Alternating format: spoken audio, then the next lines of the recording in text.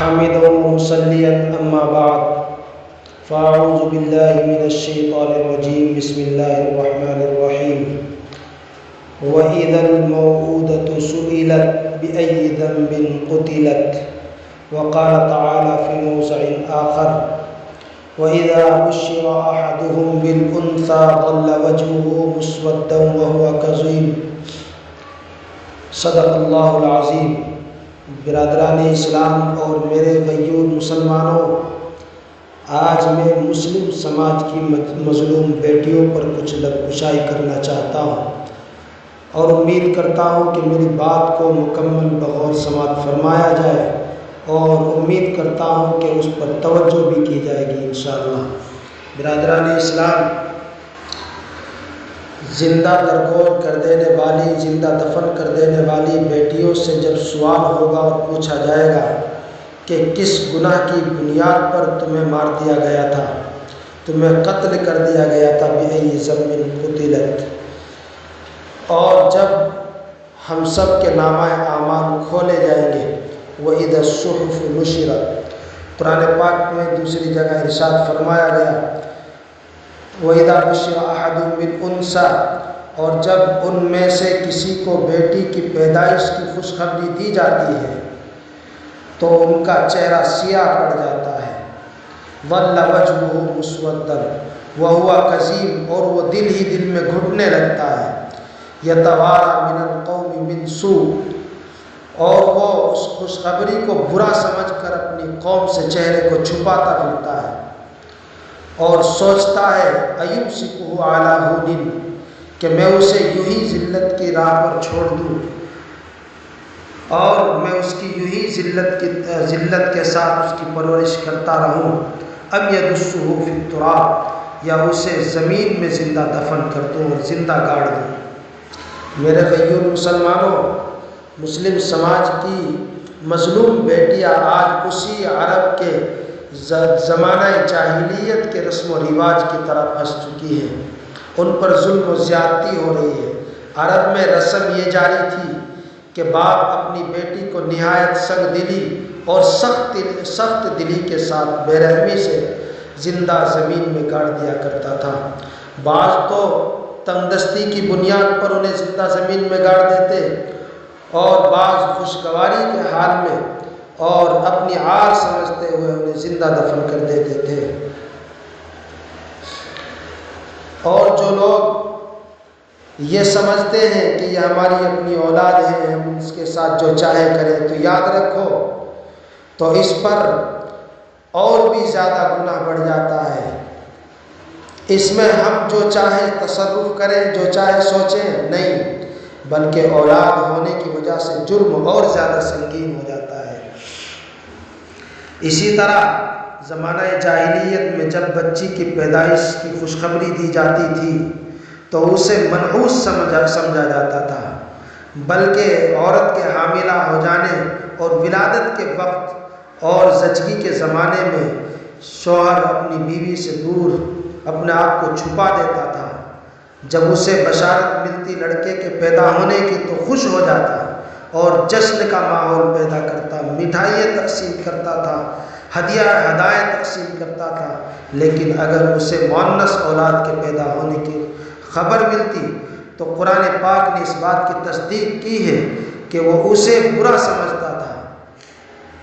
من سوء ما بشر بہ، جو بشارت اسے دی جاتی اس مؤنث اولاد کی پیدائش کو اسے بہت برا سمجھتا تھا اور سمجھتا تھا أَيُمْسِكُهُ عَلَىٰ هُونٍ، کہ کیا میں اسی طرح توہین کے ساتھ اسے زندہ چھوڑے رکھوں، اب يَدُسُّهُ فِي التُّرَابِ، یا میں اسے زندہ زمین میں دفن کر دوں۔ أَلَا سَاءَ مَا يَحْكُمُونَ، بہت برا سوچ رہے ہیں، بہت برا فیصلہ وہ کرنے جا رہے ہیں۔ میرے غیور مسلمانوں، یہ زمانہ جاہلیت کی رسم تھی، اللہ نے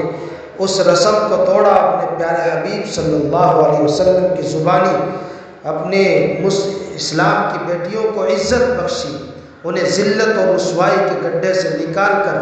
انہیں عزت اور شرف کے اسٹیج پر لا کر بٹھایا ہے۔ لیکن آج کا ہمارا سماج، آج کے ہمارے حالات اسی طرح کی دعوت دے رہے ہیں کہ ہم زمانہ جاہلیت کے سماج کی طرح ہیں۔ آج ہم پر ظالم بادشاہ مسلط کر دیے گئے، ظالم حکومتیں مسلط کر دی گئی۔ ذرا سوچئے تو صحیح کہ آج ہم کدھر چلے جا رہے ہیں۔ ہماری بچیوں کی پیدائش سے لے کر ان کی موت تک ہر موڑ پر ماتم کے خبریں آتی رہتی ہیں۔ جیسے ہی ہمیں بشارت ملتی ہے کہ تیرے یہاں بیٹی پیدا ہوئی، تو کتنے گھر ایسے ہیں کہ جن میں ماتم، خوشیاں ماتم میں تبدیل ہوتی ہیں، کہ جس میں غم منایا جاتا ہے، جس میں سوگ منایا جاتا ہے۔ کتنے گھر ایسے ہیں کہ بیٹی کی پیدائش پر بچیوں کو طلاق دے دی جاتی ہے۔ کتنے گھر ایسے ہیں کہ بچی کی پیدائش پر ساس اپنی بہو پر ظلم کرتی ہے، اس کا درجہ گرا دیا جاتا ہے، اخراجات ختم کر دیے جاتے ہیں، اور اس پر مار پیٹ کے شکایتیں عام ہونے لگتی ہیں۔ اسی طریقے سے جب بچی پرورش کرتی ہے تو بچوں کے مقابلے میں بچیوں کے ساتھ ناانصافی کی جاتی ہے، جبکہ بچے عام طور سے والدین کی نافرمانی کرتے ہیں، لیکن بیٹیاں کبھی اپنے والدین کی نافرمان نہیں ہوتی۔ بچیوں کی رشتہ تلاش کرنے میں بھی دوراہی اختیار کی جاتی ہے، بلکہ دوراہی سے بہت آگے بڑھ کر ان کے ساتھ ظلم و زیادتی کا بھی معاملہ ہو رہا ہے۔ بچی کو دیکھنے آتے ہیں، رشتہ دیکھنے آنے والے پوری بارات کی طرح آتے ہیں۔ گھر کی تمام بڑی عورتیں، تمام بڑے مرد اور نوجوان لڑکیاں، نوجوان لڑکے، بچے سب دیکھنے کے لیے آتے ہیں اور دیکھ کر چلے جاتے ہیں۔ شاندار دسترخوان سجے رہتے ہیں، نعمتیں اس پر سجا دی جاتی ہیں۔ ان تمام نعمتوں کو کھا کر بڑے بڑے خرچے کرا کر ایسے ہی چلے جاتے ہیں۔ یعنی یہ دیکھیے کہ کوئی بھی ایسا بہت سارے ایسے رشتہ دیکھنے والے آتے ہیں کہ وہ سب آ گئے اور اس کے باوجود ایک بات ہو کر کسی ایک فیصلے پر نہیں اتر پاتے، اور کہہ جاتے ہیں کہ گھر جا کر مشورہ کر کے بتائیں گے۔ مجھے بتائیے تو صحیح کہ گھر کے تمام لوگ، بڑے چھوٹے، مرد عورت، بوڑھے بچے سب آ گئے، تو یہ گھر جا کر مشورہ کس سے کریں گے؟ آیا وہاں کے اوباش لڑکوں سے مشورہ کریں گے، وہاں کے جانوروں سے مشورہ کریں گے، یا کس سے مشورہ کریں گے؟ اور ایک آدھ جگہ دیکھا دکھائی نہیں ہو رہی ہے، باقاعدہ بہت سی جگہ دیکھنے کا ایک زمانے تک سلسلہ چلتا ہے، پسند نہیں آتی، بیٹیاں اسی طرح عمر رسیدہ ہو جاتی ہیں، بیٹے اسی طرح رسوائی کی ذلت کی زندگی گزارتے ہیں، اور ماں باپ اپنے ناک کی بنیاد پر، یا یہ کہ بیٹی والوں سے مال اور دولت کے مطالبے پر، وہ بیٹیوں کو خوبصورت بھی چاہتے ہیں، بہو خوبصورت بھی لانا چاہتے ہیں، اور بہو کے پیچھے وہ بڑی بڑی کاروں کا، بڑی بڑے مال و دولت کا، بڑے بڑے سرمایوں کا مطالبہ کرتے ہیں۔ ایسی صورت ہو چکی ہے کہ کتنی بیٹیاں ہیں کہ جو وہ خون کے آنسو ہو رہی ہیں، کتنی بیٹیاں ہیں آج دیکھا دکھائی میں مرد اپنے کام پر ہے، عورتیں برقعے اٹھائی یہاں دیکھنے جا رہی ہے، وہاں دیکھنے جا رہی ہے، وہاں دیکھنے جا رہی ہے، مردوں کو پتہ بھی نہیں ہے، عورتیں دیکھتی پھر رہی ہیں۔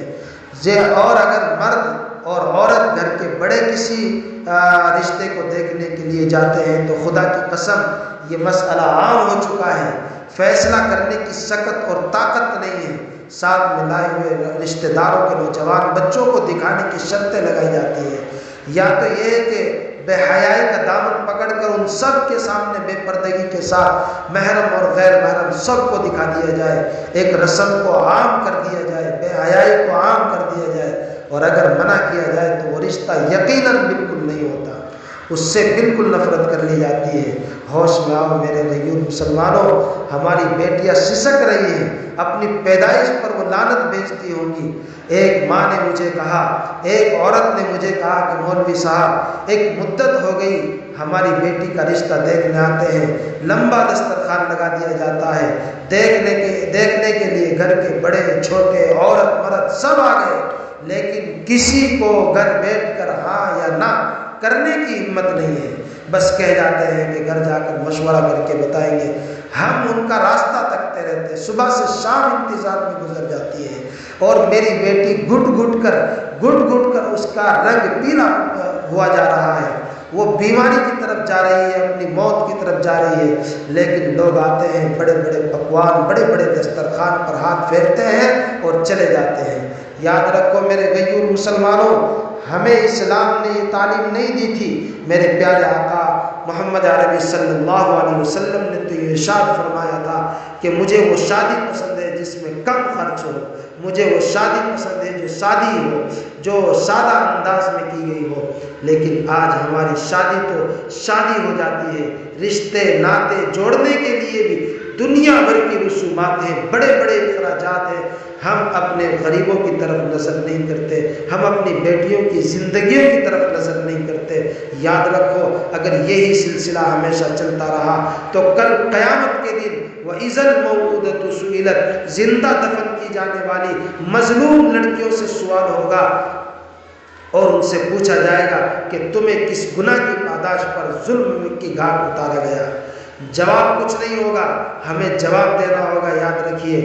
اپنے مظلوم بیٹیوں پر رحم کیجیے، رشتے ناتوں پر میں خاص طور سے اپنے مالدار لوگوں سے، اپنے گاؤں کے یا اپنے شہر کے یا اپنے علاقے کے، ہندوستان کے معاشرے کے مسلم مالدار لوگوں کو، ذمہ داروں کو، چودھریوں کو، وہاں کے جو بھی سرکردہ لوگ ہیں ان سے درخواست کرنا چاہتا ہوں کہ ذرا اس سلسلے میں ایک نظام بنائیے، اپنی بچیوں کے رشتوں کا ایک نظام بنائیے۔ کفو تلاش کر سکتے ہیں، اور آج ہمیں قرآن پاک میں میراث کے مسائل پڑھائے جاتے ہیں، میراث کی تفصیل پڑھائی جاتی ہے، اور اسی طریقے سے احادیث جو میراث پر آئی، احادیث متواترہ کثیرہ احادیث جو میراث پر آئے ہیں، میراث کی طرف ہم سب کی کوئی توجہ نہیں ہے۔ یقین جانیے، اگر ہم حقوق العباد کو اسی طرح دبا کر ہڑپ کر جائیں گے تو ظاہری بات یہ ہے کہ وہ ہم سے لی جائیں گی۔ ہمارے نامہ اعمال اتنے اچھے نہیں ہیں کہ ہم اپنے اعمال کی بدولت اس دبائے ہوئے حق کا مکمل کر سکیں، ایسا حساب دے سکیں۔ ہمارے پاس اتنی نعمتیں نہیں ہیں، اتنی نیکیاں نہیں ہیں۔ تو جب ہم سے حساب ہوگا تو اس حق دبانے کے بدلے میں ہماری نیکیاں سپرد کر دی جائیں گی۔ تو میرے غیور مسلمانوں، آج مسلم سماج کی بچیوں پر طرح طرح کے ظلم ہو رہے ہیں، اسی لیے بچیاں اپنے خود سیٹنگ سے اور اپنی محبت کے ذریعے سے اور لڑکوں کے الٹے سیدھے جعلی محبت میں پھنس کر وہ گھر چھوڑ کر چلی جاتی ہے، معاشرے کے تہذیب کو چھوڑ کر چلی جاتی ہے۔ رحم کھائیے مسلم سماج کی مظلوم بیٹیوں پر، اور آئیے سادگی کی طرف، آئیے تعلیم اسلام کی طرف، آئیے نبی صلی اللہ علیہ وسلم کے فرمان کی طرف۔ میرے نبی نے جیسے اپنی بیٹیوں کی شادی کی، جیسے اپنی شادی کی، اپنے صحابہ کی شادی کی، اپنے صحابیات کی شادی کی، اسی کو رواج دیجیے، اسی کو اپنے نسب العین بنائیے، اور اس میں خاص طور سے پڑھے لکھے لوگوں کو آگے آنا ہے اور سادگی سے نکاح کرنے ہیں، سادگی سے رشتے تلاش کرنے ہیں۔ ایک وقت تھا کہ